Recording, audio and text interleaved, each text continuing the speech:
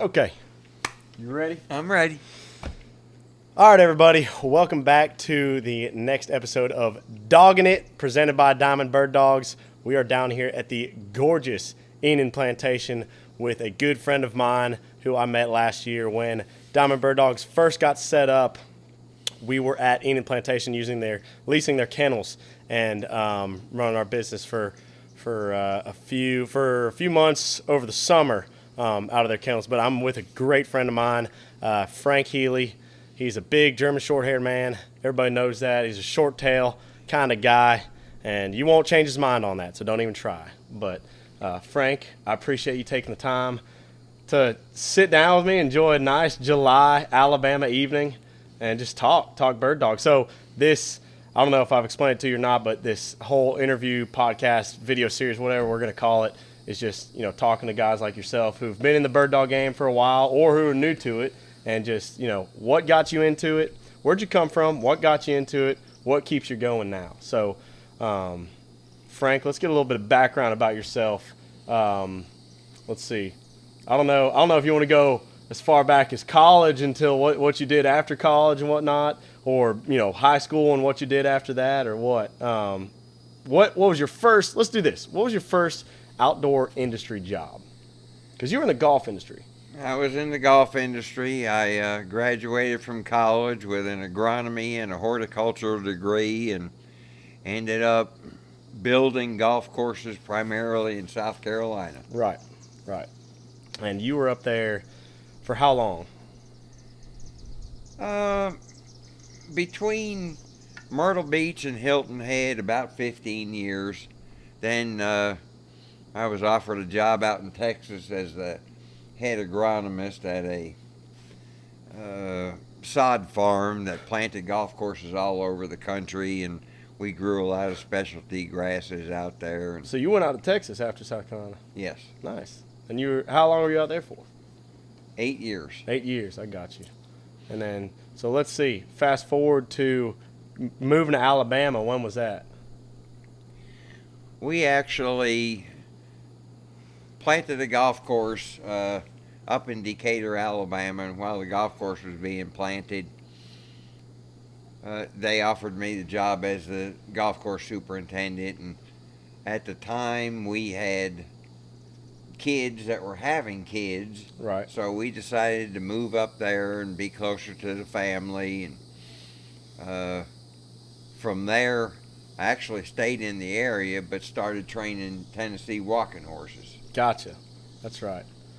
And from there, we ended up here at Enon Plantation. Right. And so, where did the dogs come into view for you? Was it before the horses, during the horses? When I was building golf courses up in Myrtle Beach, we had dogs way back in the day, early 90s. Had several bird dogs up there, did a lot of field trialing back in the day, and then we moved to Hilton Head, and the dogs weren't an option out there on the island, so right. Kind of got out of the dog business. But yes. So what breed were they? What were you working with back in the day? They were not German Shorthairs. Were you a setter man even back in the day? That's all I've ever had. Really? I've had a couple pointers, but right. I'm a setter man. Yeah, through and through. Trust me on that. And we'll get into your amazing dog Lucky here in a little bit. But so setter man even back in the day, and man, I remember the early '90s. What a good time. I wasn't alive in the early '90s. Well, it was different back then. And, right. Actually, it's kind of unique. I had some really good females back in the day, and ended up driving over to Mississippi to breed to a dog called Bozan Mosley. Okay. And he was a top setter in the country. First dog ever, pointer setter. He won all 4 Derby championships in the same year. Right. And so you had a bitch you took over there to breed with him? Several. Okay. And the litter that we were just talking about, the dam of that litter is a frozen semen direct daughter of Bozanne Mosley. Yeah. So here we are 30 years later, still breeding the Bozanne Mosley. Pretty cool. Yeah. That's pretty special right there. Yes, it is. And so you were breeding to him, and was that the start of your, I'm going to call it your breeding program, right? And I know you're very particular about how you breed these setters, and obviously you've done an amazing job. You may be very humble about it, but everybody I've talked to knows you as kind of a setter legend, and I know you're going to pull back on that, but you're definitely known as being a setter bloodline legend. You really are. Well, I ended up with a good dog. Fortunately, we got him. When we got him, he was already 3 years old and kind of had been a little mishandled and everything, and it took a little while to get him to where he is now. But it was a challenge I enjoyed, and I'm not saying he couldn't go back to field trialing, but having him here on the plantation, he's just learned a different life. And, right. It's been fun messing with him, and it's been fun raising his offspring. Right. Right. Which you just got done handling. That's right. That's right. And he's almost a spitting image, really. He's got that eye patch and everything. So the dog you're talking about, and I'll let you explain it. He's got, let's see, the most winningest stud dog alive of something. I'm forgetting exactly. Well, but Lucky's his name. He's a great Mohawk dog. Mill Lucky Charm. That's right. Yeah. And he is doing pretty good producing field trial offspring. Gotcha. He's got several, and I think there's only been probably 2 females that we bred to that didn't produce a field trial winner. Wow. So, and he hasn't been bred all that often. I think he's 17 litters now. Yeah. But, I've made some people mad and turned some females down over the years. Well, that's part of it, There's a good group of guys in this country that are setter people like myself, and we're actually trying to communicate a little bit better right now. And there's a guy I think he's out in Nevada or somewhere, wants to breed a Lucky. Send a female out here. I may ship him some semen or something. But the West Coast guys are they've separated themselves from the East Coast guys. Really? And it's probably not the best thing for the breed, because they've got good dogs, we've got good dogs, and there's no reason, if you're a setter enthusiast, not to take the best of the best, no matter where you live. Right, and produce quality. Yeah. Yeah. And you don't ever know. We bred a female, really well-bred female, about a year and a half ago, and the litter turned out crappy. Really? I mean, I thought on paper it was the best breeding we'd done. Right. But you never know. You never know. Right. And that's something I am stuck explaining to people a lot of times with pups, even when, they say, what are they going to be like? I had somebody, as a matter of fact, and I'm not going to do names or anything like that, but I had somebody reach out to me, and I forget even who it was, but somebody reached out to me and said, because of my short hairs, the way they looked, because of how the parents looked, they thought that the pups were just going to turn out like that, right? So they were like, so are these pups going to be steady until release? Are they going to be steady until wing shot fall? I said, well, that's completely up to you and how you develop the dog, right? And you never know. You never know. And I think I'm a big fan of, I think bloodline absolutely matters big time. I think, ribbons, a lot of times they mean good dogs. A lot of times it depends on where you're at.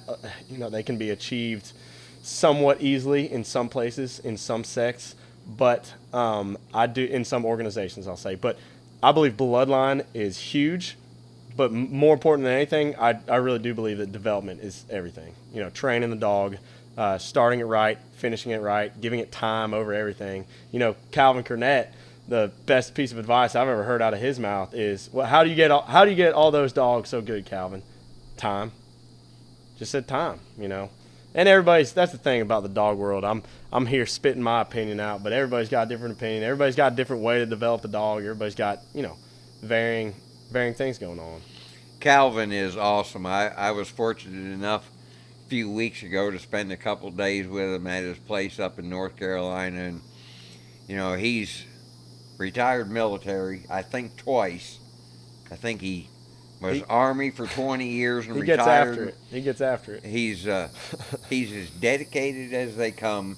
He came down here last year he had a couple dogs qualified for the national championship and stayed with us for a week, and it was fantastic. Yeah. DC Bird Dogs. Yes, yeah. DC Bird Dogs. Look him up. He's, you know, one of the best ever. Yeah, probably. he's good. You know, and a lot of time. I mean, Calvin will do what is right for the dog. He's got some really good dogs. They were, you know, first year shooting dogs. Mm-hmm. Well, he didn't want to take them to a field trial and turn them loose on a bunch of deadhead pen raised quail running around and ruin the dog. Oh yeah, because it will. And that's the sacrifice that he and the dog's owners made. Yep. You know, this year they'll be second-year shooting dogs, 3 and 4 year olds, and I think people see the results of what he didn't do last year. Right. Yeah. I saw a video of his the other day. He had some 10.5-week-old puppies out chasing quail. Yeah. Fantastic. Yep. It's awesome. And the difference there in what, you know, there's different worlds inside the bird dog world in general. So my Diamond Bird Dogs, what we do, you know, my niche is dealing with the family sporting dog, right? So they're inside, their owners usually like to go to preserves and hunt the deadhead pen raised birds. But, you know, it's what you got. A lot of places it's what you got. And it's a lot, you know, if you have a 9-to-5 job or if you run a business or whatever for the whole week, you get weekends off, you know, a lot of people, that's what they like to do, take their dog to different preserves and whatnot. And unfortunately, it's hard to tell those people that the more you put a good dog on those pen birds, the more that dog's going to deteriorate, you know, and the more you're just going to have to train it. But that's why you have your dog brushed up at the end of every season, at the beginning of every season. That's why you brush the dog up, because those birds, and I really think the main reason over anything is they just hold so tight, right? And that's really, they hold tight. Sometimes you're kicking on top of them and they're not getting up, and it tells that dog, oh, I can creep forward a little bit. Mm-hmm. I don't need this jackass to go up there and kick the birds up. I'll just catch that bird, you know. It's not teamwork. It becomes I can get it. So that's a big difference. And he and Calvin, I believe, is all, well, I don't know, but I think he's mostly field trial dogs, right? Yes. Right. So, and I know prospects. He used to. Right, field trial prospects. Yep. And I know he used to train military dogs and talked about. And I've heard some good stories about that. Leading dogs 3 miles away, labs with a GoPro or whatever on a microphone, being able to direct that dog 3 miles away. Yep. That's something right there. That's I would like to see that. Calvin actually, I think the dogs that he worked for the military, I don't think the military could actually buy the dogs because they came from overseas. Right. So somebody had to go buy the dogs and bring them over to this country. And Calvin told me that they may go over and buy 60 dogs and bring them over here, and one might make his program. Pretty strict. Yep. Pretty dang strict. But, you know, here's a guy that's jumping out of airplanes with a dog strapped to him, and here we are cutting puppies out of the cutting bird dogs out of the pen and goofing around with them. There's definitely levels, but yeah, he's a great guy. DC Bird Dogs, check him out. But back to you, Frank. So lucky, you start producing quality litters, and in that you have to turn down some people, right? Because it's for quality. It's not just breed to breed. I'm a big advocate of that, right? Don't breed to breed. Breed for certain characteristics. Breed with purpose, you know. Yes. Some people will just breed because they have a dog that's able to breed, and I hate that because you're getting bad pups, And I say bad pups, but you're not breeding for quality, and those pups can run into problems if you're not breeding for specific characteristics. Yeah, and it doesn't do anything for the breed. Exactly. And it's all about bettering the breed. That's right. And people will take their different styles, that they like, and try to form their own, style specific breed, I suppose you'd say. Like mine, I wouldn't say I'm a breeder. We breed short hairs every year or maybe every other year, but it's like, 1 to 2 times we'll have a litter with a dog, and if that, and then we'll have them cut because of the health benefits later on. But we like to breed there's bird dogs, they're still crazy, but that family sporting dog characteristics, right? All the dogs that I've bred are loving, or what I like to breed is loving temperament, right? Really loving temperament, and then hard hunting in the field. So they have you try to get the best of both worlds. You never really know, but you try to get those characteristics in them. Well, we have a young lady out in the Midwest. She has I guess he's about 1.5 years old, son of Lucky. And she does dock diving and with this dog. Yeah. And then the dog runs down a ramp and sees how far it can jump in the water. Right. Really unique, different kind of thing. Yeah. Well, she's got this dog now. I guess he's finished, but she does a lot of NAVTA stuff, which I'm not all that familiar with. But, right. I think they have like Master Level 1, Master Level 2, and you have to do all these things as you go along. And I think this dog's 1.5 years old, and he's already Master Level 3 he's or up something. there. Yeah. Yeah. And they say he's the top NAVTA setter in the country. Wow. At 1.5 years old. Right. This girl has done an unbelievable job with this dog. Well, that goes back to the point earlier about, it's all about development, really, and how you develop a dog. You can take a really high quality dog and not give it the time and effort that it needs to succeed, and take maybe a lower quality dog and give that more time and effort and build it up better. It's all about development. But back in the day when Lucky first showed up, we took him to a couple field trials, and he was still a derby. So, at a field trial, he didn't have to be completely broke, steady to wing and shot and everything. But right. we took him to a field trial and turned him loose. Couldn't catch him. He was out there running 1,000 yards out of the way. And at this particular field trial, we couldn't catch him. He wouldn't come to us. We went back and had dinner, sat down, had a couple of drinks. He's still running out there in the field. Having the time of his life. He went down and took him down to a big plantation down in Florida, turned him loose, and he ran in the chop for 3 hours. Never stopped, never quit, looked like $1 million the whole time he was down there. Everybody else was picking one dog up, putting another dog down, and Lucky's going. He's still got going. go. Yeah. Heck yeah, man. He went about 2 hours. He didn't make the whole 3 hours, but 2 hours and 45 minutes before he quit. And so explain to the viewers and listeners that may not know the levels that a dog goes through for field trialing, and how it works, basically, in terms of age, right? So derby dog, what do you mean by a derby dog? Derby dog, depending on when they're born, right? They're basically 1 to 2 years old. Right. And just like any other field trial dog, they've got to run to the front. They've got to go to the right places looking for birds. And a derby dog at a field trial now,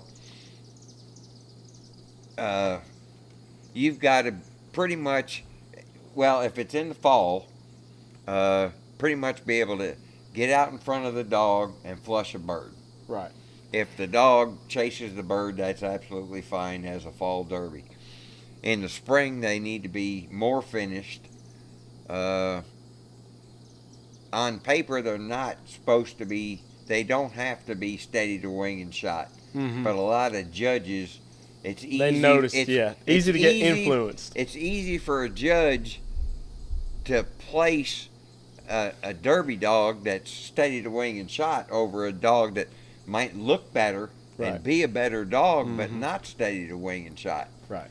That's one of my pet peeves is the way derbies are judged. Right.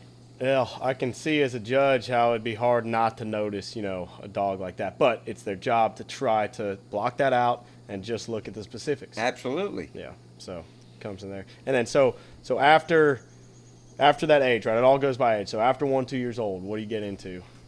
Steady to wing and shot dogs. Right. Now at a field trial, at the types of field trials we run, it's all blank guns. It's no retrieving. And y'all don't use 22s. It's 209s, isn't it? 209s. 209. So 209 shot shell. Yep. A little bit louder, a good bit louder than 22. I use it when a lot of times when I'm trying to steady a dog up. Half the time or however long it takes is letting that bird fly off and shooting that blank gun, and just holding the dog steady, letting the dog relax, know that everything's fine. Just watch that bird. You can go whenever I call your name. And it really builds them up. When you say that release for them, boom, I love it. That's one of my favorite things.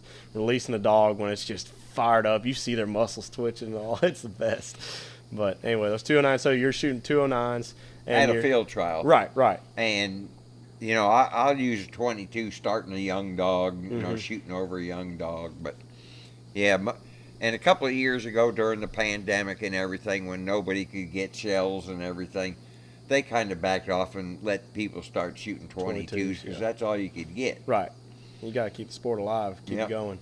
I got you. And so what I want to hear from you now is from a puppy age, and you can agree with me or disagree with me on this. I know you're going to agree with me, though.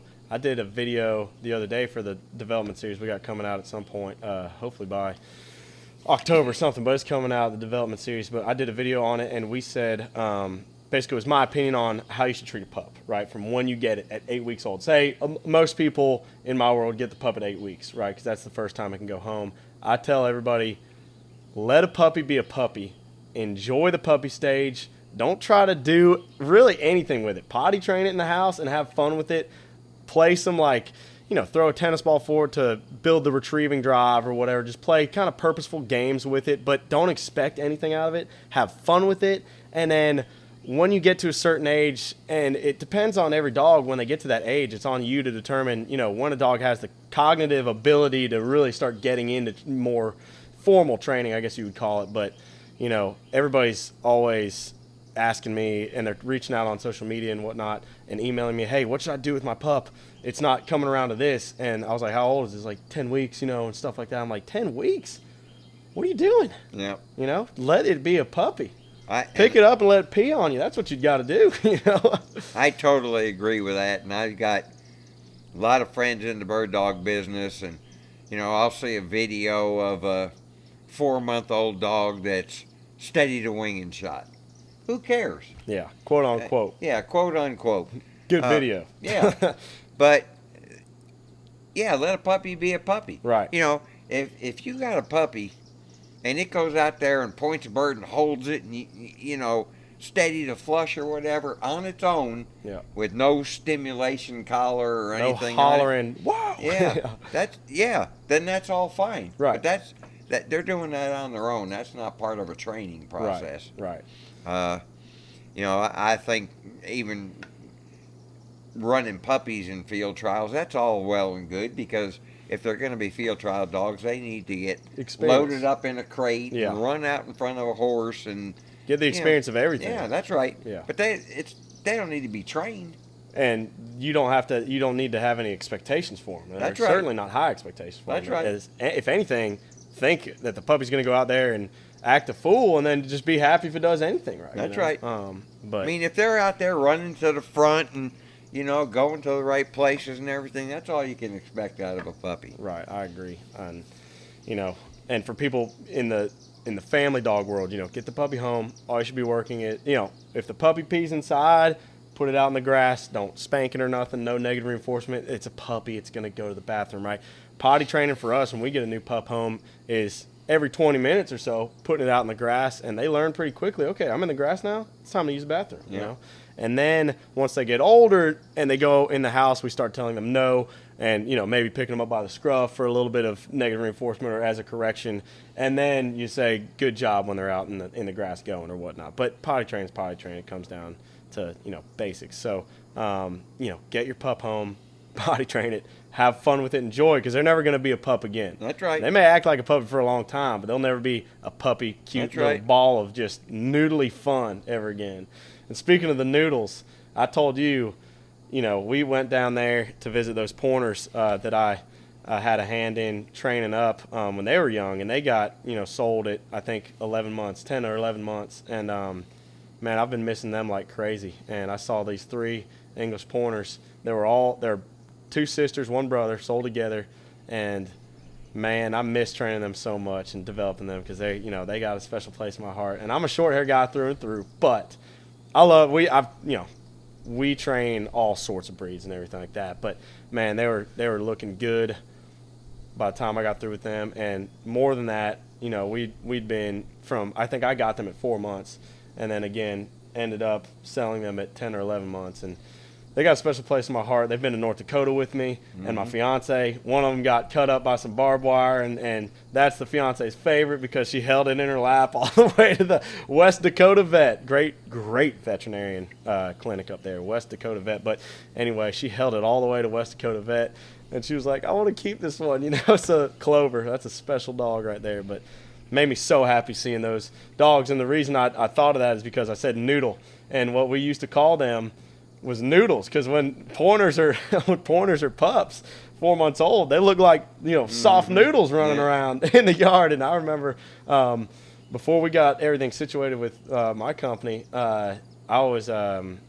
Legree, my fiance had she was managing that horse barn up there, and I would bring the dog trailer up, and, you know, would be spending the night or whatnot, and hanging out on the front porch, and those noodles, we called them, the noodles would run around, and they'd be getting in the horse paddock, and they'd be picking up a big old horse pie, you know, and they'd be looking at us with, as you say, shit-eating grins, and they'd be looking at us with a big patty in their mouth, and they'd be running around happy as could be. I'd be jumping over, getting stung by the electric fence and running them down before they got on to 280, and, man, those are good days. But, you know, there's something about the emotional connection you get with a dog that allows you to train it better. I tell everybody and clients too, I say, I don't necessarily want to keep your dog, but I get emotionally attached to every dog I train just a little bit, so that I think that's part of it, you know, getting a bond with that dog to be able to develop it better, right?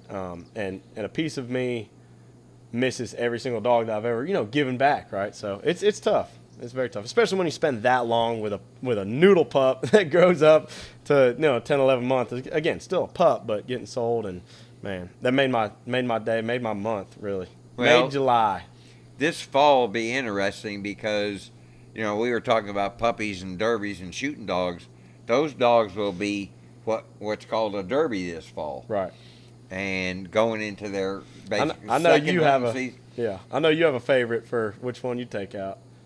Well, I'd take Rip out. Yeah, exactly. As a matter of fact, you know, depending on what happens in the near future, you know, he could win a field trial.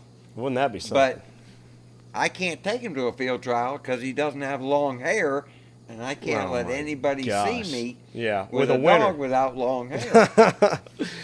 Oh, my gosh. Yeah, you and your group of setter guys, as you say, I need to get with y'all, have a meeting, and try to get y'all into the short tails. Man, those long tails, I try to keep convincing people. You take a dog out for wild birds with a long tail, that bird's going to see that tail sticking up, and they're going to flush. Oh, okay. That's what's going to happen. Yeah, you need a short tail. They're aerodynamic. They're versatile, right? And they're stealthy is what it is. Well, I'm not going to disagree. But Am I full of BS? I'm at an age where I'm too old to change, so Right. It's me and setters, and that's it. I'm too young. I'm too young and ignorant to change. Yeah. I mean, I like short hairs. I I've never really been around them much until you showed up. But Right. You like that solid black one I had, Shiner. Yeah, I remember taking her out. Man, and, you know, they look good. I don't want to talk them up now because somehow they'll hear me back at my house. And they'll go out tomorrow and they'll make me look like an ass because that's what they do. Number one rule, I talked to Trey about this yesterday. Number one rule I tell people is, especially if you go to field trials or any kind of hunting event or whatnot with your dog hunt tests, do not talk your dog up before you run it because that dog will go out there and make you look like a fool. Man. Well, we took Lucky on a hunt, and it took me a couple of years to bring him in and get him hunting in a plantation situation in these pine trees. Right. On a guided hunt. On a guided hunt, yes. And so took him out, he pointed a covey of birds. Somebody shot a bird, put it, I had never asked him to retrieve a bird. Right. So he's standing there looking at me like, what's next? I went and tapped him on the head. He went, picked the bird up, and brought it back to me. And I'm thinking, what is your problem? So you're so good. You can just communicate with your mind. We hunted. Pick that bird up. We hunted a little bit longer, and some guy heard some birds somewhere, and I said, "Well, take Lucky with you." And Lucky went and pointed the birds. The guy put a bird on the ground. I said, "Tap him on the head." So he went and picked up the bird, and I was, 500 yards away. Right. He would not bring the bird to that guy. He brought the bird to me. Dang. That's a good memory. Man. That stands out. That was his. When he's dead and gone, that'll be what that'll be the moment I remember. God, that's cool. That's really cool, and that's all about the bond, like we were talking about. Yep. That's that emotional connection you have with these dogs. It is crazy, and this sounds like a bunch of hippie stuff, but it is crazy how strong that bond can be with your dog, and dogs in general. And so I'll ask you this: is Lucky? What other dog? I know you love all your dogs. I've seen it, and he does what a lot of people won't do at home. He lets these dogs the first thing he teaches his pups is how to hug, how to get all up on you, wipe their paws all up on you, give them kisses and everything, teach them how to hug. And I know you love your dogs more than anything. And what other dog other than Lucky stands out? I know I've heard about somebody's grandmother that stood out to you big time in the past. Well, Lucky's mother was... What, Lucky's mother? Lucky's mother was best dog I'll ever own. Okay. So talk about her. What was her name? Her name was Urgent. And she was out of a daughter of a four-time champion. Her sire was a four-time champion. Her mama was a three-time champion. And we bred her 3 times to a dog by the name of Aaron's Hidden Shamrock, who is Lucky's sire. And he's a multiple champion, ran in the national championship, but Urgent, I called her Blue, was just in your face kind of. But as a derby, she won 7 field trials in a row. Dang. She ran in 7 and won 7. Good Lord. And I hope the person that had her at the time isn't watching this podcast, but he put her in a whelping box after that. Yeah. I hate that. She probably may have won the Dixie Classic over at Sedgefield one year. And there was kind of a little argument about it, but she had 7, 8 finds in an hour. Coming down the hill to the finish line, she didn't stop the flush on a bird, and so she was taken out of contention. Right. One of the guys, the marshal, said time was up, so it didn't count. The judge said there was still a minute remaining, so she was out. But it's all right. It was came fantastic. Down to the wire. It was fantastic to watch. Right, exactly. And that's all that matters is a good dog to you, I don't care. I don't care if somebody goes out there and they're not used to my style of dog hunting. If that dog puts on a show for me, man, I couldn't. That's be right. happier. Yeah. I've got a picture hanging in the house of her and I loading up, going to that field trial. Urgent. And she rode in the front seat of the truck That's with me right. to the field trial. That's right. So my buddy's Papa down in, and he's, man, I need to get him on one of these. But I think he's 93 now, and South Georgia. He's where we go put on. That's how I know of Calvin. His son came down there. They put on a Purple Heart hunt for active duty and veterans down there at Southern Wilderness Plantation, private plantation. The Hammocks own it. They run a great operation, help a lot of guys down there. But my buddy's dad, I was roommates with him in college. One of my best friends, or his papa, his grandfather, 92, 93 years old bird dog guy. He was, when I was, getting into it back in the early days of college, he told me, he's like, you know how you make that dog mind you? You put it in the front seat and let it ride everywhere with you, and man, it's, there's some truth to that for sure. It's a lot about how much time you spend with it, and that's the point he was making. Spend time with it, and God, I love it. I love letting dogs do what people think the dogs shouldn't do. Sleep on the couch, sleep in the bed, get in the truck, lay in my lap in the truck sometimes, it's fun. Dogs are just, it's not only part of our lifestyles, but it is our lifestyles. I mean, it's every single day. You don't know what you do without it, really. Well, and that's kind of the situation I'm in right now. Right. It's about retirement time. You're in a transition period, and you're looking for and, what's next, right? Yeah. But you got a pile of dogs. Well, if it doesn't include dogs, I'm not doing it. Right. Exactly. I'm not gonna go get rid of the dogs and sit in the house and watch TV all day long. Heck no. I may not run a plantation or manage a plantation any longer. Right. But whatever I do is going to include dogs. Right. And I didn't breed Lucky. I'm fortunate to have him, and I think he's a benefit to the breed. But he's 8 years old. Right.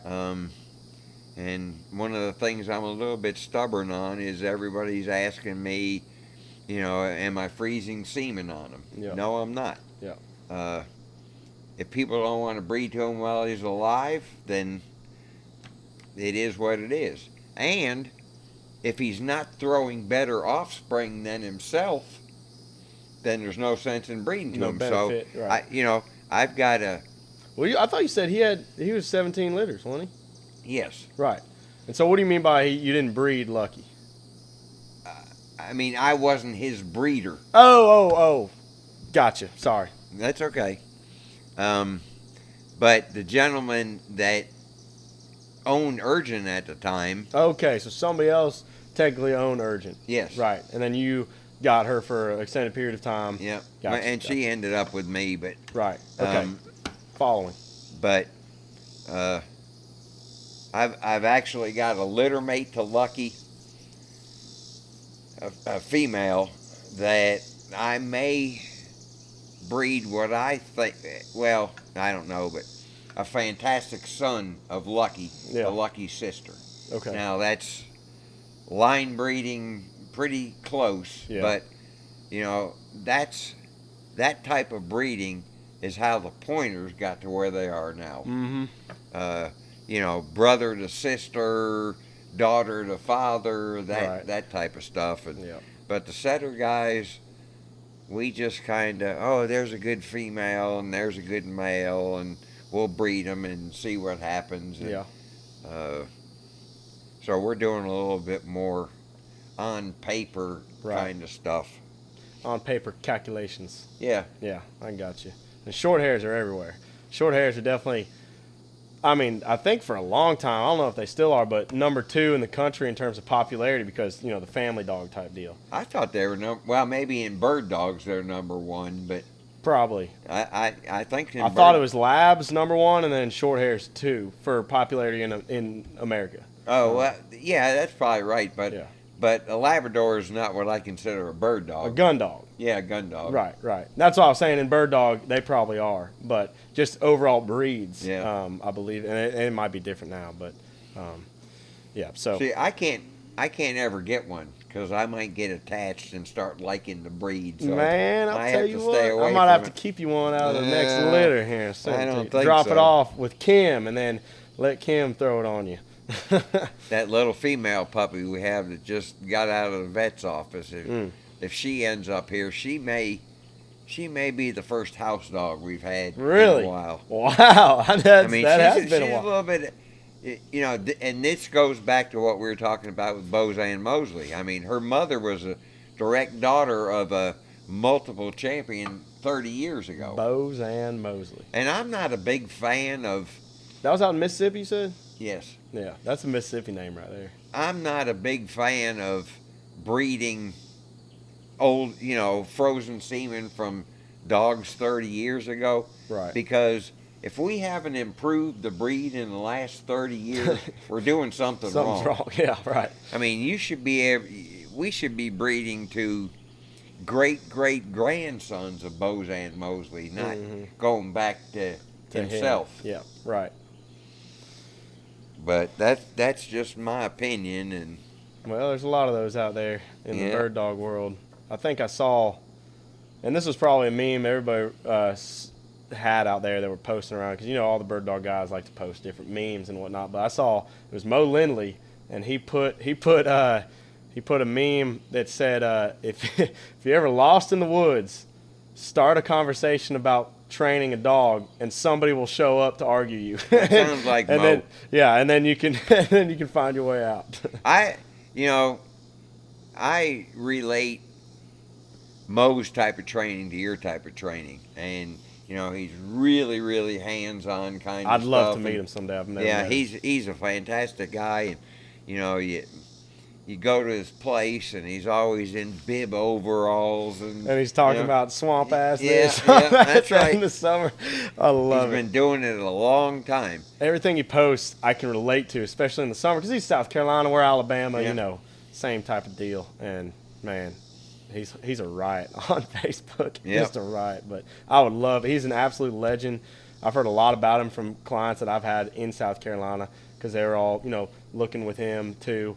And, they all say he's just a legend around these parts. Now, what part of South Carolina is he at? He's in the middle part of the state.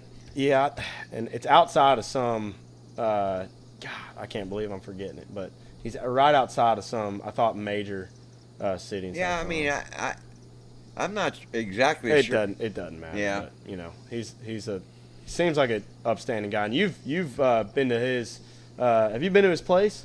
Well, I've been to his old place. Right, because you've been with him before. Yes. Yeah. And I think what happened was the people that he was leasing it from sold the property, and he had to move, or I don't remember exactly what happened, so I don't know where he moved to. Right. But I remember, and he may have moved to land that he owned or bought, but it was just, he went through the whole process of turning it into training grounds. It's just growed up. Yeah. I remember either last year or a couple years ago when he was putting up that fence for the puppies.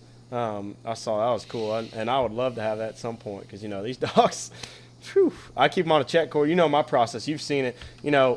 The cool thing about our relationship is you've seen a lot of my training techniques, because it was every single day. And in the summer last year when I was set up down here at Enon, I'd get here. I lived an hour away, right? I'd wake up early, 3:45 or so, 3:45, drive an hour down here, have all the dogs loaded up and ready by 5 a.m., right? And that's when you would start 5:30. You'd come in and deal with your dogs before you had to go manage the plantation over there across the road. And you'd see me every day. You'd sometimes on Saturdays or Saturday mornings before you got to work, or Sundays before you got to work or whatnot. You'd be able to do some bird work with me, and that was a lot of fun.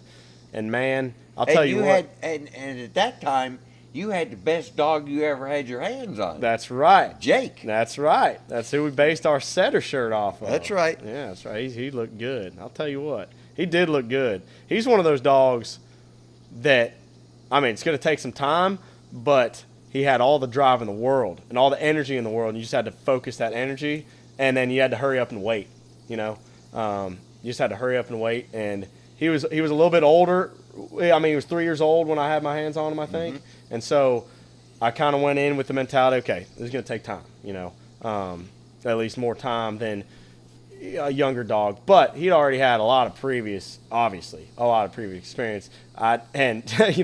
Just for me to hold a rope for him was awesome enough, because he's a great dog, beautiful, and just hard hunting, hard as hell. And he'd give you a hug. I wouldn't let him hug me, but he'd give you a hug in a heartbeat. Yeah, I miss him. Right now he's with a really good trainer out in Oklahoma, Texas area, and he's about to head north and run Sharpies on the prairies up there in North Dakota. I cannot wait to get back up there.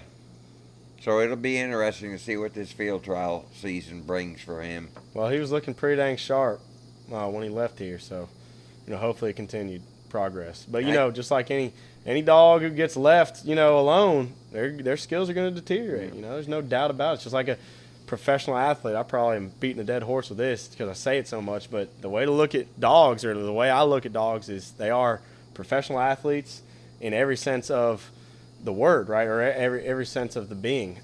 They need proper diet, proper training, proper exercise, and proper rest at times. You don't want to overtrain a dog. They need rest sometimes. And especially with the training and if you leave a dog alone, don't give it the proper training. Just like a pro athlete, if they're sitting on their butt eating potato chips on the couch for the whole off season, and then they jump right back in the game, you can't expect them to be at the level they were when they left. Well, and that's one of the tough things about Alabama.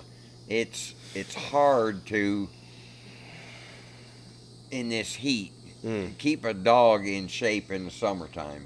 And in the shape you want, because it's hard to judge a dog. And you said this to me last year, and I was like, God, that's so true. It's hard to judge a dog, even when you're doing bird work like me every morning with dogs, because it's so humid. Scenting conditions are, horrible, right? Yeah. The dogs a lot of times are right on top of the birds. And, it definitely varies. Scenting is very weird. Sometimes you'll think it's not a good scenting day at all. The dogs will be pointed 15 yards away or whatever, and you're like, wow, that was crazy. But most of the time, it's just it's tough. The summer's tough. Guys like me got to do what we got to do. Yeah. Pay rent and try to get these dogs as good as we can before season. And, it definitely works. I mean, we see great dogs come out of summer training, but it's up and at 'em.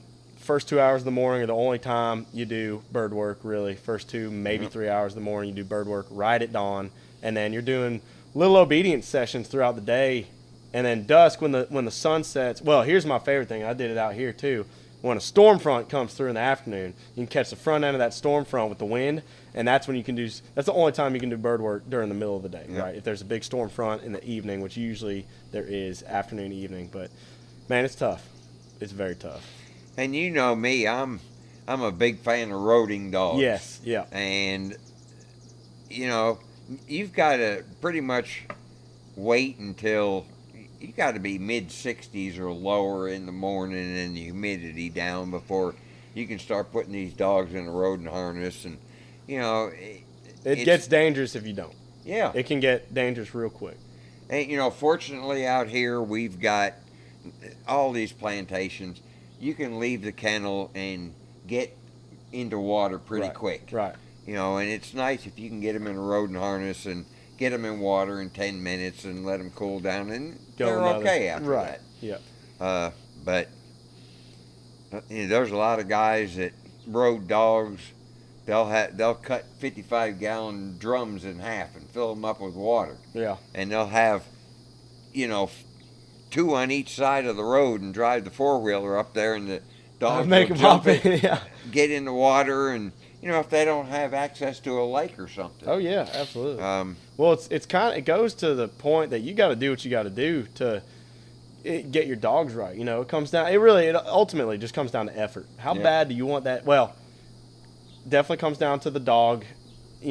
Every dog individually is different, but if the dog's got what it's got, if the dog's a quality breed of dog, or not breed of dog, if the dog's got quality in it, then it comes down to how bad you want that dog to be at your objectives, right? How much are you willing to work for that dog to be at your objectives? And once you reach that point, how willing are you to maintain maintain them at the objectives? Because you're maintaining these dogs their whole life, Yep. it never goes away. You got to maintain them their whole life. It's a big commitment, and that's why not everybody does it. It's hard. I joke around with people all the time saying, hey, I play with pups all day. That's all I do is play with puppies. But man, it's tough. You do something until you're bored of it, and then you got to challenge the dog. I go on and on about developing dogs, but it's at the end of the day, it's a simple concept. It's hard to carry out for a lot of people. Getting up and doing it and keeping on it. It's tough. Well, we were talking about younger dogs earlier. I know plenty of guys that pass judgment on a 6-month-old puppy, and that puppy's not ready to have judgment placed on it. Right. Now, you can't tell me. I mean, yes, we can go look at a 6-month-old puppy and say, that dog's not going to make it. There's something, we can see something in the dog but, to have a dog run out there in the middle of summertime, hunting in the right places and everything, no, that dog's not going to make it. Well, that dog's going to go in a kennel somewhere and never be heard from again. Just rot. Yep. And that's pretty much what happened with Lucky. Yep. He was too much dog. If he'd have been started as a puppy, there's no telling what he'd be. But he wasn't, and it is what it is. Yeah, and he's one of your all-time favorite dogs. So look at that. Well, not only that, I'm his all-time favorite person. I don't know. I think he liked when I was down there. Oh, okay. I'd slide him a biscuit every time I passed Yeah. him. He came around to me. That's He knew though. He knew I had boundaries about the setter hugs and all that nonsense you're pulling down there. I don't want a setter if it's not going to Give you a hug. That's good. Oh man, well, what a beautiful July, Alabama evening. Pretty quiet. Man, it's gorgeous. I'll tell you what, this morning we had something. No, not this morning. It was raining this morning. Was it raining down here? Yeah. So if for those of you who don't know, Auburn, Alabama, Notasulga, where we are located right now, is about an hour north, 50 minutes to an hour north of Midway down here. And it was raining up there and this morning. But yesterday, it was breezy. Breezy in the morning, which is like, if that comes, you're like, oh man, we're getting to it. We're doing bird work for a while because we got some wind. Where usually it is humid, it's misty out there. I mean, it's just hot. It's horrible. It's tough in the summer, but no, it was great. And yeah, it was breezy all day today. A matter of fact, I really like taking pictures of these dogs, as you've seen. Mm-hmm. I got a good picture of Lucky, got a good picture of Jake, of course, and I love taking pictures of these dogs. And I got out there today, midday, because it was so breezy. I was able to do some quick runs on single birds, single run on a bird for a dog, get some pictures and whatnot. But a breeze What are you helps. using for birds? Quail. Oh, okay. No Yeah. pigeons? No, that was the best part about being here, was this man gave me free, unlimited access to homers. And I probably overstayed my welcome in terms of the pigeons. I don't think so. Well, for a couple times, I remember I was like, listen, I thought I was being annoying with getting pigeons all the time. So I was like, I can find birds, But man, having access to homing pigeons, where right now it's all quail, it's pigeons, but feral pigeons and whatnot. I don't have homers set up or anything like that. So it's all, purchasing birds. It's birds, money. So you helped me big time off the get-go with those pigeons, and man, it was awesome. Every now and then we'd have a flusher or a wet bird get up that a dog would, not be steady at catching. Yeah. And I'd have to be like, well, one died this morning, or two died, but that I've was got awesome. so many right now, it's pitiful. Yeah. Well, every summer that I've trained dogs, I have had, there's always a stint in midsummer where you run out of leftover birds and you're trying to find birds, and they're all being grown for season for the preserve. So it's really hard to find birds. And a lot of times if you're, training your dog at your home and whatnot, and you have access to birds all preserve season or whatnot, you're not going to have the connections that we do to find birds in the middle of the summer. So, and that back when that was me, I would focus those 1 or 2 months of not being able to find birds to touching up anything the dog needed outside of bird work, right? All the handling work, all the fetch work with bumpers or whatever they need. And to keep them fit, I would really, swimming is like my favorite because the dog is staying cool and they're using every single muscle in their body, So it was, that's how we did it. But this summer, I was able to go no problems, with finding birds in terms of quail, which was pretty funny because a lot of times the quail cut short. Like I said, there'll be a little stint and then you buy some young ones. And I've been able to get through it all with not as much as a small panic attack. Yeah. And the quail I have now are only 8 weeks, young birds, Yep. and they're just flying across the room. But that's all you need out of a launcher. It really promotes the bird flight. And if the whole thing is with the launcher is it keeps the bird, well, not the whole thing, but a good part about the launcher in the summer is it keeps the bird from getting drenched wet, right? So that bird can get up and out dry and fly, right? Because if the pen birds get wet, you might as well not even go That's out right. there.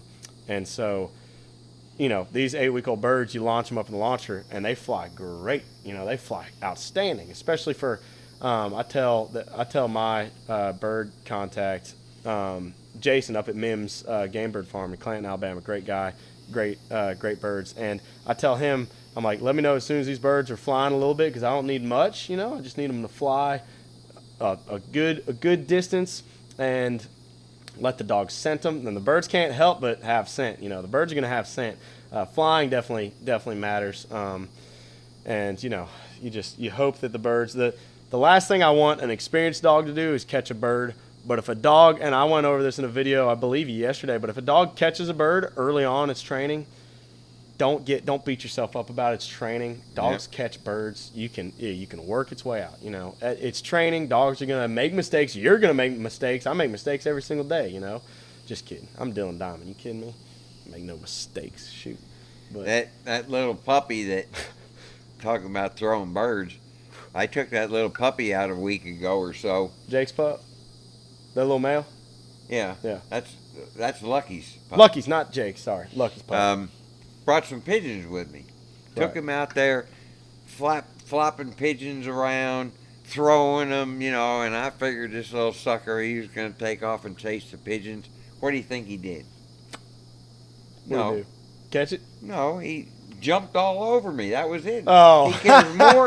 He cares more about jumping on me than he does chasing Well, the shoot, bird. he needs to be the house dog. That's right. Yeah. Well, this little female's going to be special after what happened to the litter. Right, so. you're right, absolutely. But man, that's my favorite part of developing these dogs, especially the young dogs that come in, is just seeing what they're made of, their raw talent. Putting birds out there, and I go back to the development series just because we're filming so much right now, trying to get it done and trying to get it out there to educate people and help them with training a dog at home. But we did this video a couple days ago, and everybody's got a different process.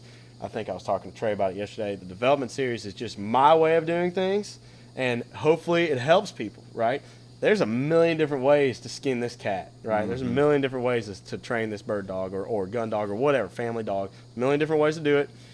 My way works for me and my client dogs. So I'm trying to give that option to people to go out and hopefully it helps some people, And putting it online, I think we can, I know we can reach a lot more people and help them that way. But my process to start a young dog to bring out say it's a bird dog, to bring out the point, or to say it's a flushing dog to bring out that birdiness, right? Just generally what that dog's purpose is, to let them understand what their purpose is. I like to take a handful of birds, put them out in the field, spread out, and just let the dog run, and let it nose up birds, hopefully watch the birds fly away. Yep. Again, I said, I'll say it again, if it catches a bird, oh well, it won't, in the future it's not going to catch every single bird, right?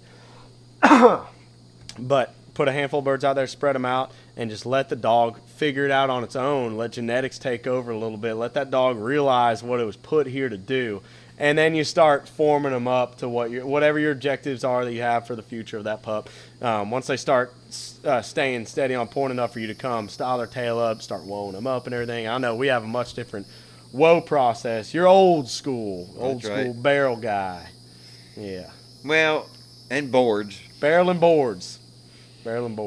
But, again, everybody's got a different process. Just like fetch. I have a pretty unique way of starting. Yeah, you've seen my way of starting fetch with the hands. I don't know what you think about that. It's probably... It works. It does work. It does. I mean, you've seen the result.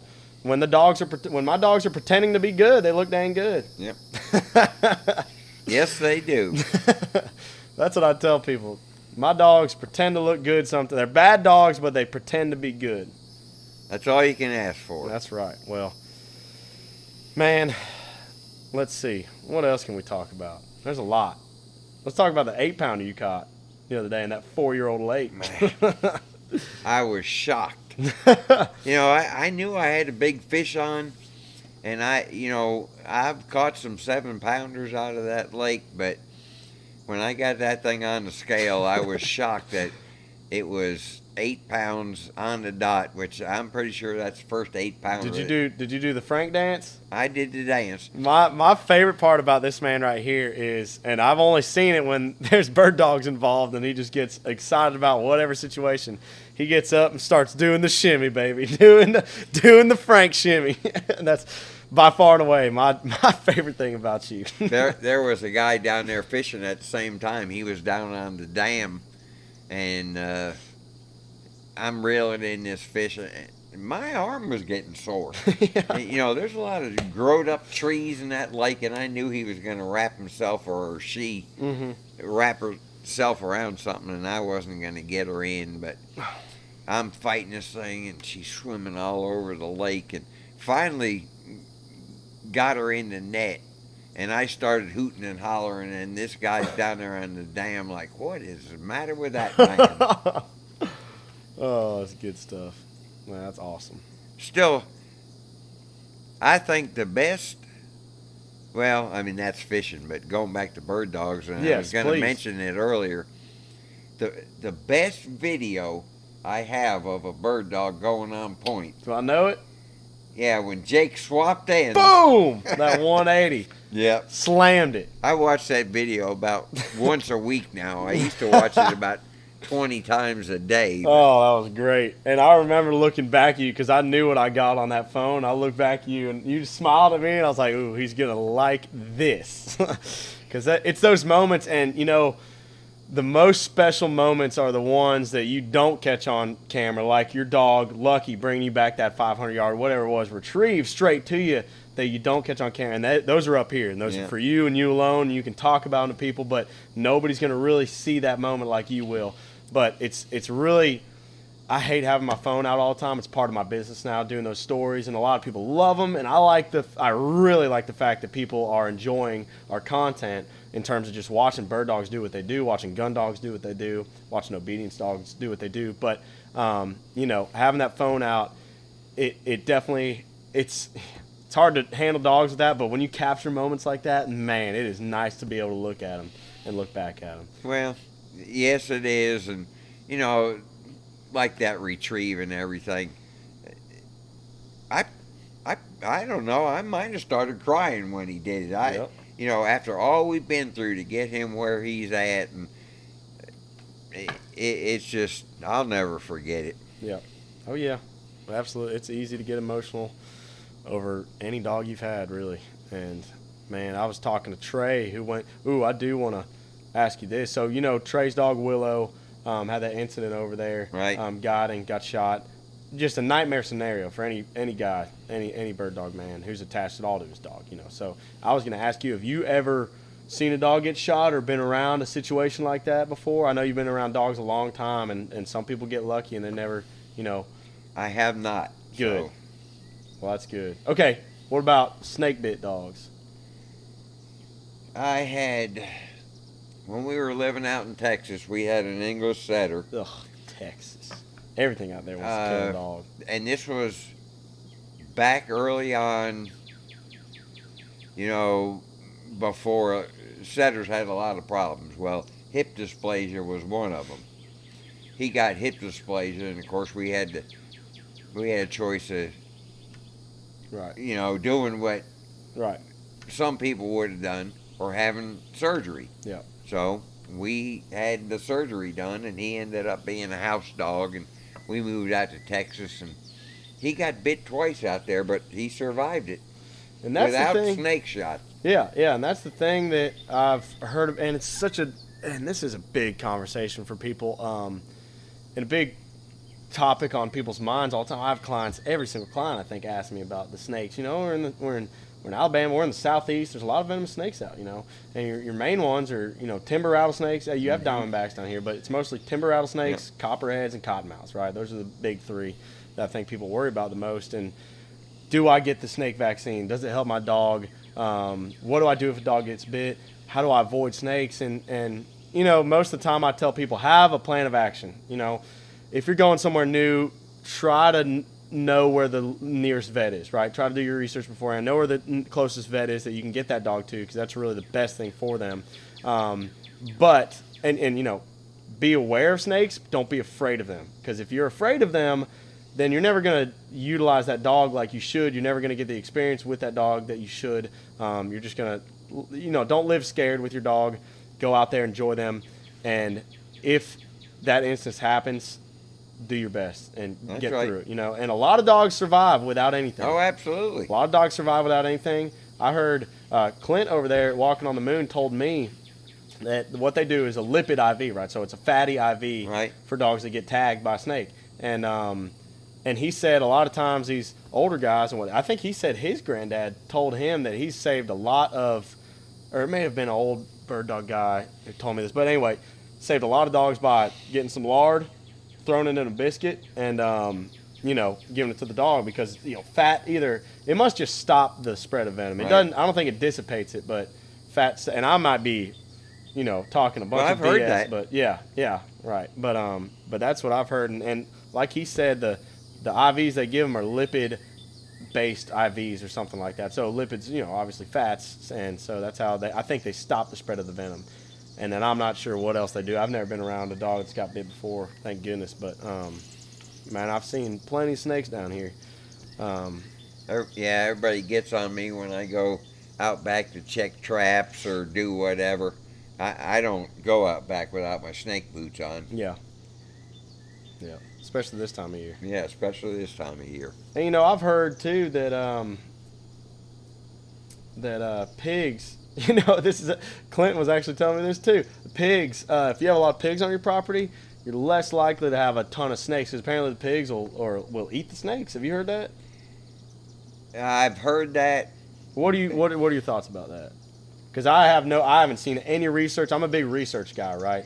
I haven't seen any research for it. So I don't know pros or cons. Not that I've looked into it, but I don't know if it's valid or not. I have seen rattlesnakes out here on this plantation with no rattles, because they went after a pig, and the pig tore the snake up and tore the rattles off. Right. And, a rattlesnake, I don't want to get bit by one, but at least if they have rattles, they can give you a warning. That's why sometimes that's why I'm not a fan of a water moccasin. No. They're too aggressive. No, and they're known to come after you. Yes. Yeah. And they dang sure will. I know from plenty of experience from going and hunting pigs, because a lot of times pigs like the bottoms, right? Yep. They like soft soil. They can root around easily in there, and that's where moccasins hang out, those riparian areas. So, a lot of times if you're stalking or hunting pigs, then you'll run into those cottonmouths, and man, they can be real mean. And you're right, they don't. Well, I'll say timber rattlers. Sometimes they don't rattle. Sometimes they don't rattle when you're right next to them. I've walked up on them, and they've been looking at me, not rattling, and so that's scary in itself. But I think it's something to do with the pigs having such a big fat layer. Yes. I mean, if you've pulled back a pig hide, you can knock the middle of it, and it's like concrete, and so. I would guess that there's some definite validity to that if you have a lot of pigs, that you may have less of a snake problem. But I mean, overall, the snakes are everywhere. They're gonna be out and about. Well, yeah, and one of the previous owners of this plantation was a big hog hunter. Pig guy, yep. And had a bunch of hog dogs down at the kennel, and I like watching any kind of dog do its job. Yeah. And I used to love to watch the bay dogs go out there and hunt pigs. Yeah. I wasn't a big fan of after they turned the catch dogs loose, and the catch dogs are getting beat up by the pigs. And I can't tell you how many dogs I've taken down to the vet's office. And when we were down at the kennels, I was telling you, every single time I go in there, It seems like either a pig dog's coming out from being stitched up or one's coming in gushing.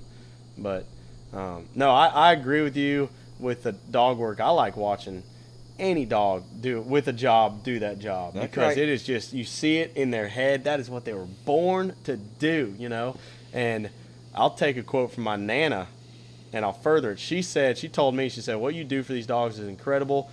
The best thing you could do for a dog is give it a job. And I'll further that by saying the best thing you can do for a dog is give it a job. But once you've given it that job, almost the worst thing you can do is not let it continue to do that job, right? Take it away, put it in the kennel, let it rot. I mean, I hate it. Giving a dog a taste of the good life, what it was born to do, and then not letting it continue to do that. Drives me crazy, but it's what happens to a lot of dogs. Well, I mean, I've got dogs in the kennel that, they go 3 months without doing their job. Right. But that's, that due to circumstances that are out of your control. Well, I mean, we're in Alabama. You wake up in the morning, it's 75 degrees. And you got Mo Lindley swamp ass. Yeah, that's right. And I feel bad. I mean, I do the best I can to go play with them and do what you can, but I'm just not going to turn these dogs will kill themselves out there running looking for birds. Yep. It's on you to put them up because they'll go till they drop. That's right. They will 100%. I tell clients that who want to hunt preserves in October, they want to hunt in March when it's just hot. Yeah. And it may feel good to you being 70, 75 out there, sunny, breezy. It feels great, right? To the dogs, they will die before they stop. That's right. So you got to be careful. And it's that's a lot more than heat tolerance, you got a dog that's heat tolerant, and he can go for an hour or 2 hours when it's 65 degrees or whatever, but it's not fair to the dog. Heck no. And that dog's like we just talked about, that dog's going to do its job. Not even necessarily because you want it to, but because maybe it wants to please you, but more so because it knows it wants to do it so bad. Right? That's right. That's its whole life. That's all it wants to do. That's right. That job. So be careful out there, everybody. But have fun with your dogs, and make the most of it. If you make the right decisions with your dog, you can have seasons and seasons of a long, healthy life with your dog, and that's what we all hope for. And man, I had a young man with a wife and 2 kids, I believe, and we gave him a deal on a pup this past litter because he had a dog. Another nightmare. I hate the podcast is going this way, and the concerns about dogs and the horrors, but there's definitely risks with dogs. And so he had a dog, a German Short Pointer named Goose, and apparently Goose was just an amazing, once in a lifetime dog. He was bonding to it. He loved it so much. He got out of the military. He got that dog, and that dog was 4. So he must have spent 4 years out of the military. It really helped him through some trying times. And that dog died out of nowhere when he was 4 years old. And they still don't know exactly what it was. Something. I really don't even know how to explain it, because they said at the end of the day they still haven't figured out exactly what it was, but something to do with his insides. Wasn't a flip stomach or anything easy to figure out. Like they went to I think a couple different vets to get a diagnosis, and dog just died. And that's a horror scenario. And so he came to us. He was like, I don't know if I'm ready yet. But then, once you get in front of a pup and you see a pup and they love on you, you're like, okay, I'm ready. And they jump up on your leg. Exactly. They jump up on your leg. And man, the best part of my job is giving new owners their pups, and especially if they have kids, individuals who are very excited. I mean, I love it because everybody's face is lit up. They're so excited because it's just a ball of potential. You can do whatever you want with that dog. And especially when the kids are involved, they are just beside themselves. They're running around and wrestling the pup already. And man, to get him that pup, and it's going to be a great pup too, great male short hair, but to get him that pup is very special for us. I can't wait to, he's riding Montgomery, we're riding Auburn, so we're going to hunt together, I'm sure, throughout the season. And I can't wait to see that dog develop under his training, because he's a guy who likes to do it all himself as well, which I love. I really respect that, and I think it creates a really good bond between you and the dog. And, that's why we're doing this development series again, to try to help people develop the dogs at home, those who want to take the time and do so, right? It's a lot of time, a lot of effort, but at the end of the day, I think it's worth it over anything else. Were you down at the kennel when I had that litter of puppies down there? Last year? Yeah. In the summer? Yes. And I had that little female that had the bottle feed. Yeah. Well, one of the girls that works at the vet's office got her. Oh, really? And she's a house dog. Yeah. But she's a lot of house dogs. I'm sure. And I still have videos. She's a field trial house dog. Yeah. I still have video. And this is this girl's first ever field trial dog. Oh, no. So she was going to bring her over. She wants to start wool breaking her. Right. And we were going to start Saturday, but the weather was just too bad. So maybe some afternoon this week. But, I mean, I've got pictures of that dog with her laying on the couch watching TV and the dog's laying living the life. That's man. right. I love it. But, I mean, I've still got videos of her when she was 6 weeks old running through the grass down there at the kennel. I remember when we did Wing on a String with those pups down there, yeah. She could have cared less where we were, what we were doing, what the rest of the puppies were doing. She was just gone. Was that the female that you were possibly going to keep? Yeah, I did keep her. Yeah. And then the rest of the litter started looking really good, and a gentleman from up north who's big on Massachusetts, right. Yep. Big on lucky puppies. He came down and he wanted her, and then he ended up giving her to the girl at the vet's office because she wanted to get. I mean, we're in Union Springs, Alabama. Field trial dog capital of the world. Yep. So she wanted. She sees all these bird dogs coming in and these bird dog trainers and everything. Yeah, you can't help but want a little bird dog pup, little bird pup. Yeah, so she got a little bird dog puppy, and I'm sure she's spoiled to death. I don't know if she's ever trainable or not, but she, she was spoiled from day one when I had to put her on the bottle. That's a fact. I've seen it myself, and at the end of the day, some breeders won't sell to anybody but hunting families or whatnot, and some people ask me that, and I say, hey, I'm breeding for the family sporting dog. As long as you understand that this dog needs to be active, and as long as you will love that dog to your fullest, right, that's fine with me. I don't care if you ever hunt the dog.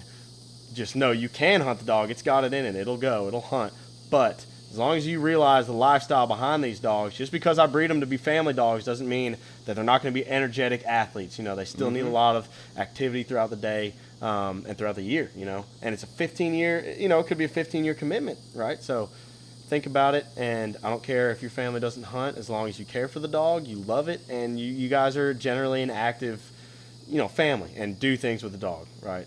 That's what matters to me at the end of the day, right? So in the sense of that setter getting spoiled rotten, if she even if she doesn't end up being a big field trial dog, as long as she's cared for, loved, and gets to prop up on that couch like this, and that's good enough for me. Well, when does training start in a puppy? The day you pick it up, the day it comes out. That's right. The day it pops out. I know a lot of very good breeders and field trial guys. They have a litter of puppies. Those puppies are in their hands day 2. Mm-hmm. I mean, a week before their eyes are even open. Yeah. Listening to their voice and being held. I've seen you do it. So, yeah. I don't do it as good as other people do. But well, busy. Listen, Legree and I were fortunate enough to have a whelping box at our house on the back concrete pad, and there's a little awning right there for this last litter we had. And we were getting in, having my fiance there was so special because she was able to get in. She's a big part of my business, of course, supported me from day one. And she gets in there with the pups, and I would come home late from after dealing with the older dogs at the kennel, training up and all. I would come home, and she would be in that box in the corner under like a heat lamp, just holding the puppies and all. She'd be like, "We have puppies here," It was just the cutest thing ever, and man, starts when they come out. That's right. Imprinting. I think, in my opinion, that's when you're imprinting And then you're developing later on, right? Imprinting is first, and then developing becomes later on. But anyway, it's a long and beautiful, tough, awesome process. That's right. I think it's so rewarding to us when we see those perfect moments that we chase, because we go through so much hell to get them. It takes so much time, so much effort, so many birds, so many things going right, so many things going wrong, so you can show the dog what's right to get those perfect moments. And that's why you start tearing up when you see that beautiful, beautiful moment that you have worked maybe years to obtain. Mm-hmm. It's just a gorgeous thing, and you can't describe it to anybody better than showing them. And well, showing them meaning taking them through their own dog and letting them see, that you got to put in the work to obtain. And I guess you can apply that to anything in life, really. You got to go through some hardship to achieve those beautiful moments, right? Anything, what's the saying? Anything worth doing won't be easy. Right? That's right. It's going to be hard. So there's definitely truth to that in bird dogs. What a lot of people don't understand is what you do. If somebody come drop a dog off, all right, I'll be back in 30 days. Right. And they come back and, oh, that dog's made a lot of progress. But that's 30 days in a row. You're right. They have no idea what it takes to get to where that dog is right then and further on. No idea. And, I think I said this yesterday, 90% of my dog, I'm a dog trainer, but 90% of my job is being a people trainer, and trying to manage expectations, but also trying to get somebody to understand that you can have your dog with me for a whole year, and it can look to the T what you want it to look like. But if you don't have the ability as a handler, if you don't work on yourself as a handler to be able to handle that dog at home, and not only try to maintain it, but try to progress it, always be trying to tweak something with your dog, trying to improve on what you want, then that dog will deteriorate, Yeah. And there's levels to dog handlers, right? Obviously there's levels to dog handlers, there's levels to dog trainers, and it's hard when I see dogs go home to somebody who, thinks they're going to put in the work and just it doesn't. It's not necessarily a nightmare of mine, but it's a reality. A lot of these dogs go home and I understand life happens. People get busy, health issues or whatever. Life happens. Their job, they change jobs, they change states, whatever happens. It's hard to keep your dog up. It's hard to progress your dog, but you gotta. That's where expectations come to play. If a dog starts having a problem, think to yourself, okay, man, I really haven't spent much time on that dog doing that activity, right? So I need to try to do more. But some people. I'm very fortunate with my clients. I've had nothing but outstanding clients so far. And most of them will take their dog home and they'll be working on them. They'll be calling and texting me all the time, which I love because I love to give my 2 cents on like, hey, it's, this has happened a lot in the past months or the following month when somebody gets a dog back, like, hey, they're having this problem. I don't know what to do. And then maybe I don't respond or get to it till later. And before I can even respond, they tell me like, hey, they just went out there and did this perfectly. It just, it was a bad session. I'm like, yep, right. Chalk it up to it. A dog being a dog. They're not robots. You can't expect them to. It goes back to professional athletes. You can't expect a wide receiver to go out there and catch the ball, except for Randy Moss, and catch the ball every single time, right? But, I can spend however long you want on a dog. And 1 month, 2 months, 3 months, 5 months, in the grand scheme of things, is a blink of an eye to a dog. That's right. You can get a lot done in 3 months. A lot of people have to compromise to get 3 months out of the dog because nobody who has a family dog usually wants to send their dog away for an extended amount of time.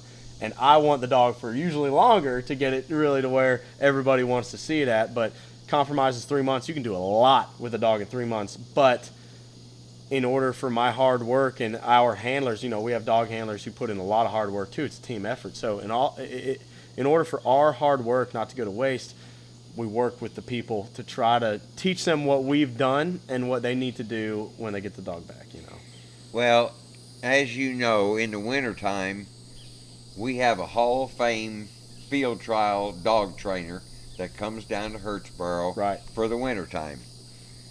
He's got a place in Georgia? Is that what you're talking Pennsylvania. about? Pennsylvania, okay. You go to a field trial and watch a dog, watch him handle a dog. Then you go to a field trial and watch his owner handle that dog. Yep. Big difference. Big difference. Big difference. And it's not because the dog is listening to his trainer. Right. It's because the amateur handler, owner of the dog, doesn't know how to handle that dog. Right. There's levels to dog handling.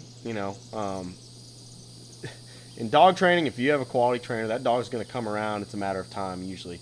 And I'm gonna catch some flack over that. But anyway, dogs will come around to your training over time. It's all about time. Dog handling also takes time and experience. Just like any kind of job you've ever had, it takes experience. Dive into it, right? Do it every single day. Get with your dog. Learn its tells. Learn when you think. Learn how to anticipate when the dog's going to mess up and correct it in a timely fashion, right? This is why we have clients come out twice a month or whatnot, and we spend a good amount of time during the exit session. And I tell people, call me, text me whenever you want with problems, because there's a big difference. I see some dogs go out there with their owners in the exit session, and the dog's just acting up because they see the owners a lot of times and they think they can fall right back into what they did when the owners let them do whatever they want. Exit sessions are tough when the owner doesn't come and spend time with us, but a lot of people have jobs to do and whatnot. Life happens. So and to an extent, I like to have a lot of individual time with our handlers and the dogs. But I always preface the exit session with, hey, my expectation is this dog's going to come out and it's going to goof around. First time seeing you, you're the person they love the most. You're the family they love the most. They haven't seen you in however many months, how many days. They're probably going to act up a lot. So just know that once you get it back home, don't let it fall back into the same routine. Use what this dog knows, because this dog knows it. Use what it knows and work on yourself as a handler to stay on that dog. Pay attention to that dog. But at the end of the day, I think both of our goals in dealing with anybody who reaches out for advice or gets a dog trained or whatnot, is to help people. The whole reason why I started was to help people reach that connection that I have with my dogs. Get them to feel that feeling at least one time in their life of, man, that dog just went out there and did everything I wanted it to do after all that back end struggle or upfront struggle that we put in to get it to that moment. I hope everybody can feel that, at least once in their life. In closing, I want to hear, so while you were at Enon Plantation, you spent how many years? 5. 5 years. This part of Enon. Right. And then across the street at Seahoy, which is the sister plantation to Enon. Okay, and before we end here, because we are, about to get dark here, but I want to get some history for these people who may not know about Enon Plantation, right? So as much as you know about Enon, please do tell. Enon Plantation and Seahoy Plantation are sister plantations, owned by the DuPonts back in the early 1900s, right? When it was far more than the 25,000 acres that's here now. They say that there was more business dealings done on the front porch of the big house during those days when the DuPonts had it than was done in Washington, D.C. Right, that was done at the White House. The town of Hurtsboro was built around these plantations. They actually had a railroad put in here to get everybody from New York down here to the front door of the plantation. And you can still, if you know what you're looking for around here, you can still see the humps where the railroad tracks were, where the railroad was built. And I didn't know that. Awesome. I mean, over in front of Seahoy Big House, right? There's a big hump right. Railroad tracks went right through the middle of it. That's incredible. It was big time back in the day. I think it was in the 100,000 acre range back then. Since then, it's been sold a few times. McLean Trucking owned it at one time. They owned everything until the Laniers came in and bought it, and the Laniers still own a good portion of Seahoy. And of course, this part of Enon is down to 4,000 acres. Right. And there was a local gentleman from Auburn that bought this probably 11 years ago. Right. And he's the gentleman we were talking about that had hog dogs and Right. Liked his pigs. liked his pigs, Yeah. but they used to run the Alabama Open All-Age Championship on this property back in the day, and I've got some pictures of it there. I bet you there was 100 people in the gallery riding horses, watching dogs. Dang. But highly maintained. Right. 100-year-old pine trees and broom straw, and that's it. Right. This place has a lot of rich bird dog history. Yes. I mean, it's one of the most well-known plantations there is, I believe. Well, I don't know if you've ever seen out in front of the big house. Have you ever looked at the gravestones out there in front of the big house? Right here? Yeah. Yes. That's 3 champion field trial dogs buried there that were owned by Enon Plantation. Right. It is crazy. I mean, the history of this place will give you goosebumps, just riding around. And even, in the past, however many, 20 years or however long, and when I first got to this property, you knew, and you still know more about this property physically than anybody around today, right? You know every inch of it. You were here for 5 years, and you showed me, well, you've been here longer than that now, but you showed me, some of the places you guys used to turn out pups, right? And train. That used to be the puppy field, and it was all, grown up and whatnot. But that used to be the puppy training field. We used to run pups there. This dog was over here. This dog was over there, and man, it is so cool just to ride around and learn about the rich history of Southeast bird dogs and the field trial capital of the world. Field trial dog capital of the world. And this plantation employed some of the best ever dog trainers in the history of field trialing. Right. There's a gentleman by the name of John Rex Gates, and he has a brother who passed away a few years ago named Robin Gates. Well, you'll like this story. Robin Gates won the national championship 2 years in a row, the national all-age championship 2 years in a row, with a setter.